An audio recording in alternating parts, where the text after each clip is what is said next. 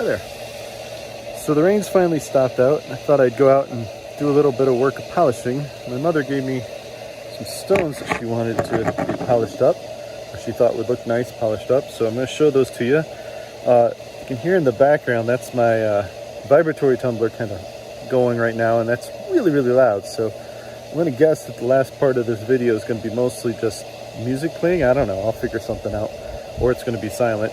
But I'm going to record polishing these rocks up. There are three. The first one is a piece of what looks like unakite to me. It's got the green and red stuff in there. There's a lot of pits in it though, so it's probably going to take a little bit of work, but we'll see if we can get it to polish up. So that's the first one. The second one is kind of a yin and yang, so it's kind of half one color, half another.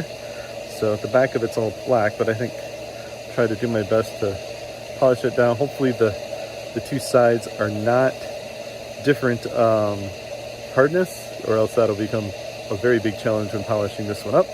I might also shape it into more of a cabochon shape. It's round right now, but we'll see. And the last one she gave me is a piece of quartz. It's right here.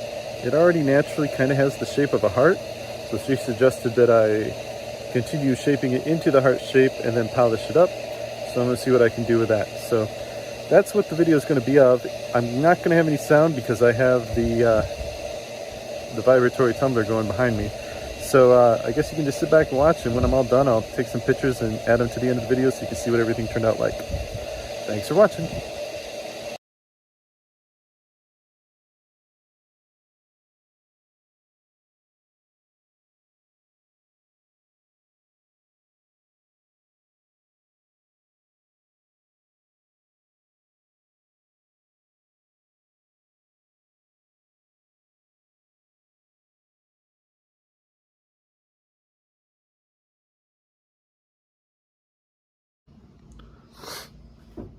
Well, I finished just kind of roughly polishing all three of those stones, and I think some of them are a little bit of sandstone.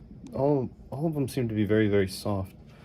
So I did a decent job on them. There's one of them I want to keep working on. That's the yin yang one, and the heart one looks okay. I need to do some more doing the edges. The heart, the top part of the heart doesn't quite look quite right, but I'm still working on it. I'm still learning how to do this stuff, so I'm gonna flip the camera around here in a second and show you kind of where I'm at, and then if I ever do get them completely finished, I'll also put a post up with all of them completely finished. So give me just a second. I'll be right back with the camera flipped around. Okay, so this is where I did the dirty work. The first one I worked on was the heart. I thought that would hopefully be the easiest. You can see all the white powder on my hands. That's a little bit of polish and stuff from the vibratory, which I've turned off while I'm recording this. So you can see it's pretty shiny. Can't quite get the heart shape I want. It kind of came in at an angle as I was doing it, but you can see that the quartz has some really nice patterns in it. It's very shiny. I'll have to play around with it a little bit more and see if I can get it in a nice shape, but this was extremely soft. I touched it very gently with the low grit, the 80 grit, and it really started wearing away, so I got to be very careful with it. It also has little imperfections like that up there, and then like that down there. You can see it in the light. See that imperfection there at the bottom. So it's going to be kind of a tough one to finish up, but hopefully it'll do all right. The second one I took a stab at was the unakite, and this side looks okay, but what I do typically when I'm working on a stone like this is I'll go through the various steps, and then I'll run it against, there's a advanced polish way down here on the end that does kind of a final polish, and if you do it a step or two ahead, that polish will highlight all the areas that you haven't really done a good job polishing. So you can see on this, there's scratches right there where my thumb is.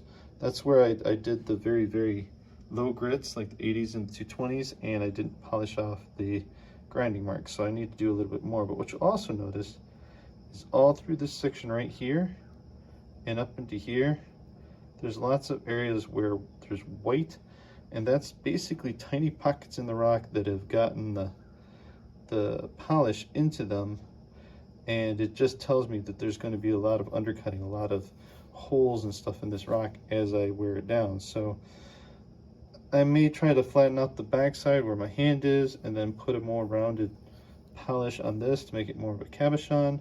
But as you can see, there's lots of white areas on there that are going to be problematic as I try to get this as smooth as possible. So we'll see how that one goes. The last one is the yin yang stone, is what I'm calling it. This one actually surprisingly polished pretty nice. It's extremely soft like the others, but I did actually get it into a pretty round shape. I was going to see if I could find something that's roughly the same size. I think this is a little bigger than a quarter and maybe a little smaller than a $1/2, so I'm not sure what I'll use, but try to get this a perfect circle as I can, grind it out, get it into the perfect circle shape. I went around the edge and made a flat edge all the way around so I could put a groove in it for wires. The problem is it doesn't leave me a lot on the top to round over, so it's going to be a pretty flat top. There's not going to be much rounding to it, so it's not going to stick out like a normal pendant would. So I'll just have to kind of see how it goes. My main goal today was to hit it with a little bit of the grinding wheels and see if it will polish. You can see the reflection and the shine, but you can also see in there the lots and lots of pits. So it'll probably polish up okay, but it's never going to be bright and shiny like glass, just simply because there's so many imperfections in the stone. So I don't know, I'll keep working on them. If I do manage to finish some of these off, I'll record another video, post it and show you the end results. But for right now, it's getting late. I probably need to run in and get some dinner. People waiting for me for some din-din. So I'll call it quits for the day. Turn off light, power everything's down.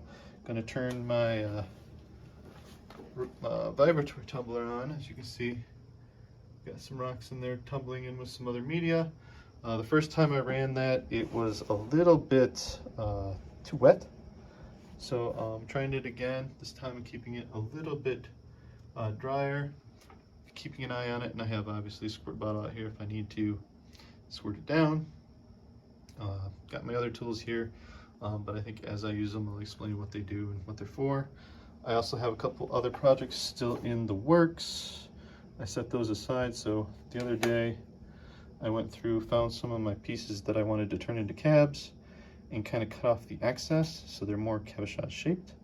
So I've got those still to grind down and polish. The main idea with cutting them down was to save on my 80 and 120 grit. The less I have to buy a new grinding wheel, the better. Those are expensive. And then I also have these two, which are mudstones. Those are going to look really cool, but as you can see, I've got a lot to grind down on them. So I've got the general shape of this one. It's all nice and smooth around the edge. This other one though, I've cut it to roughly the shape, but I still need to obviously grind down the edges. So I'll be working on that, and it's just a matter of grinding them against this until I get the shape. Once I get the shape, I'll go around the edge like this and put in a groove so I can put in a wire wrap to make the bail, and then I'll round over the top and make them into a rounded top cabochon. So those are the projects coming up, and we'll see how it goes. Thanks for watching.